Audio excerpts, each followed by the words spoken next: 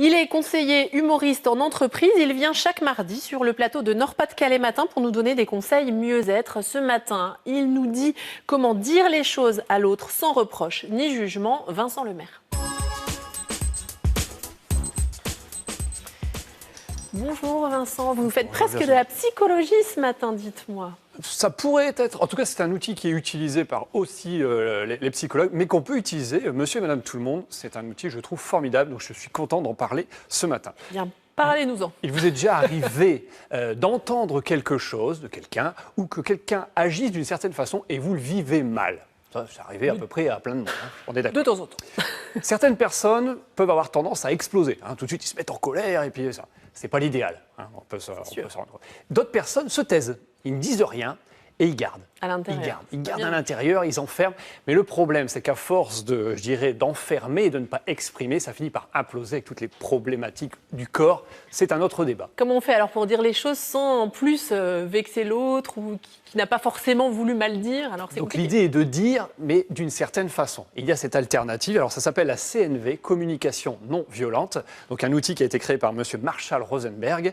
Et en fait, c'est un outil, bien sûr, il faut se former ou en tout cas lire un petit peu pour comprendre le fonctionnement. Mais brièvement, on peut essayer de donner les clés. Je peux vous faire un petit résumé. Il y a 4 grandes étapes.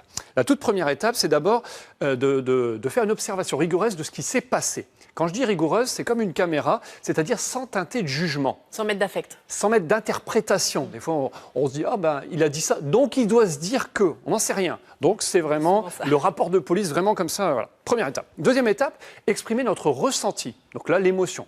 Les émotions, j'en avais déjà parlé, ce sont de super indicateurs qu'il se passe quelque chose.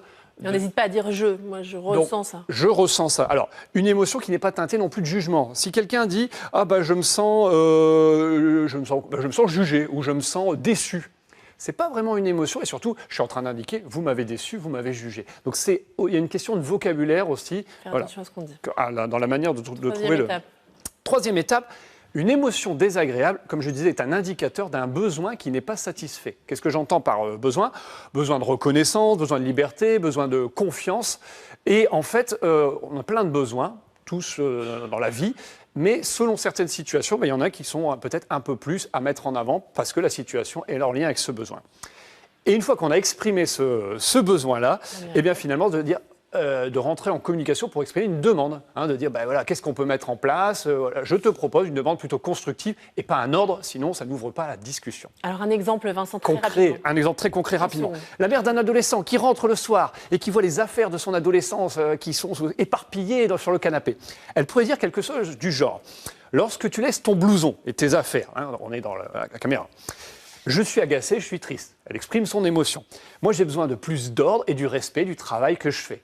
Okay. Pourrais-tu, s'il te plaît, prendre le temps de prendre tout de suite tes affaires et de les mettre dans la chambre? Mon exemple est un peu caricatural, un petit peu. J'en conviens, mais c'est pour expliquer un peu le fonctionnement. L'idée, finalement, est par ce biais-là d'ouvrir à la communication et de ne surtout pas bloquer par, à un moment donné, une explosion de colère ou autre. Voilà. On a peut-être intérêt à prévenir son entourage qu'on va changer de mode de communication, parce que c'est un peu spécial. Oui, s'il te plaît. Mais bon, il existe plein de livres où ils vous expliquent comment adapter à votre quotidien, c'est génial. Alors, on peut aller chercher ces livres-là. Merci beaucoup, Vincent. Vous retrouvez cette rubrique sur notre site internet.